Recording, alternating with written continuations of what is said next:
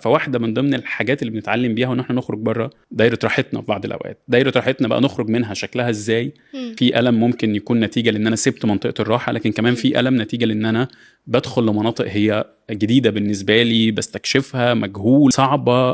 بس هنا لما ببص على ربنا ودور ربنا في حياتي، انا بحس انه لو ربنا حب يلغينا فهو ممكن يحطنا في البابل كده موجوده، او في برطمان ازاز ويخلينا حلوين. بس انا بشوفها دايما في تربيه بعض الاباء اللي بيخافوا قوي على اولادهم، يعني بشوفها قوي في تربيه بعض الاباء لما يبتدوا بيعملوا الهليكوبتر بيرنت، او الاباء الهليكوبتر اللي هم طول الوقت ماشيين بيراقبوا ومحاوطين، ولو حصل حاجه يحموهم من الخطر.